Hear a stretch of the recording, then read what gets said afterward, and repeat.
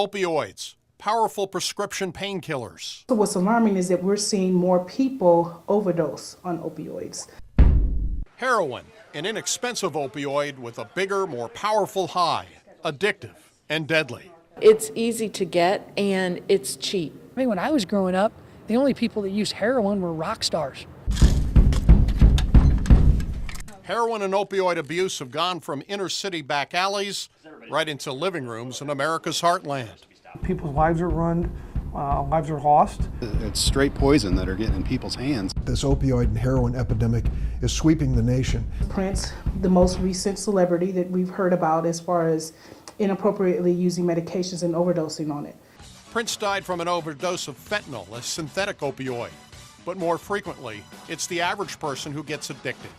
Tyler's drug of choice was always crack smoking or injecting crack cocaine. Tyler served in the military. His life ended in a Decatur hotel. We were very, very surprised and shocked that it was heroin. A candlelight vigil in Decatur for Tyler and a brother who died in a car accident.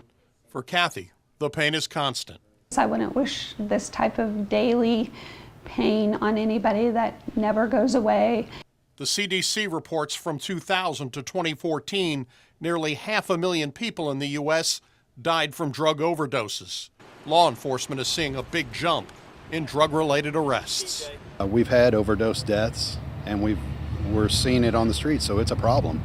The McLean County Sheriff's Department saw a 70% increase in controlled substance arrests in 2015. And if we catch people, get them the help that they need, it'll be a better community. What we try to do is target the dealers themselves to eliminate that source of heroin and or opioids coming into the Macon County area. Macon County Sheriff Tom Schneider has recently implemented a program that offers treatment options for those with addiction problems while aggressively pursuing dealers. My job is just to help them get into treatment, and then once they're in treatment, make sure that I try to help them be successful. It's a horrible way to make money in our city because they're taking advantage of our loved ones, of our young, of our old. Heroin and opioids are a big problem in cities like Decatur, Springfield, Champaign, and Bloomington. But what about rural America? Towns like Mount Pulaski. We do have a heroin issue in our town. We've had a few overdoses. In a smaller community, Police Chief Lynn Freer uses communication to combat drug issues. Our community is such that we can talk to our residents. We can come talk to the families and the people we think have problems. So we do communicate like that in a small town. The heroin and opioid epidemic hits all incomes, all ages, including kids at parties. Dump a bunch of pills into a bowl and then just take whatever. Just a few years ago, the director of our county health department and his wife, who was a well-respected attorney, were arrested for heroin. Congress is moving to fix the problem with a series of bills. Senator Dick Durbin pointing to the pharmaceutical industry for the amount of pain pills they produce. $14 billion a year, enough for every adult in America to have a 1-month prescription, far beyond what's needed. For addicts, Crossing Healthcare in Decatur is receiving a $400,000 grant and will work with the Hazelden Betty Ford Centers providing treatment. Our patients are going to end up receiving 9 hours of counseling every single week. For dealers, families of those hooked on heroin and opioids want tough penalties. Especially where there's a death involved, because they're truly killers. Killers providing a deadly dose, victims ending up in a county morgue. For the I-Team, Doug Wolfe, WAND News.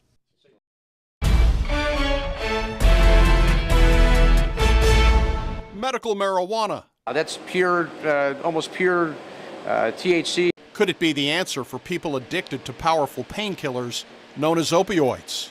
Every state that allows the treatment of pain with cannabis sees over a 25% reduction in those numbers. Tim McGraw is founder of Revolution Cannabis, located in the central Illinois town of Delavan. The purity of the cannabis here is unrivaled in the country. The medical marijuana industry is in its infancy in Illinois.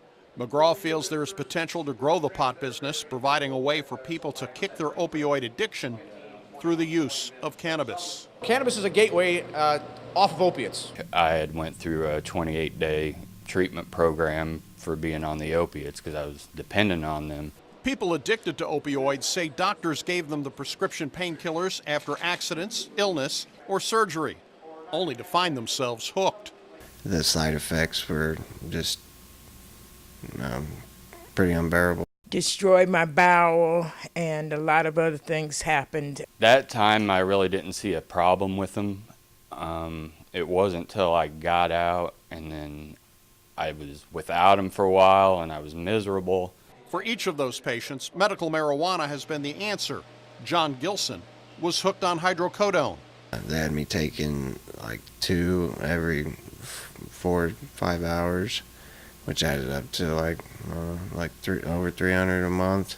Kyla Travis has been using medical marijuana for her multiple sclerosis, allowing her to kick the painkillers. I'm almost 60 years old. I was diagnosed when I was 17. So for these many years, they had me on opiates. Cannabis is one of the safest and most effective medicines known to man. Despite opioids killing people, there's 44 a day nationwide. The state is reluctant to allow medical marijuana as a substitute for pain relief. There was 1,705 opiate overdose deaths in Illinois last year. That's insane. 4 out of 5 heroin addicts started out on opiates. The state has passed a law requiring Medicaid to cover addiction treatment and for hospitals to collect opioid data. But the DEA still lists marijuana as a dangerous drug, refusing to classify it for medical use. In the 4,000 years of documented use, not a single death attributed to cannabis, but we have 1,700 people dying a year from an opiate epidemic. Patients demanding medical marijuana for treatment and pain relief, the government slow to act. The verdict is in. The science is back. There's no questioning it anymore. Cannabis saves lives and has huge medicinal value. The opiates, the Vicodin and the oxycodone and the morphine, I won't take that anymore.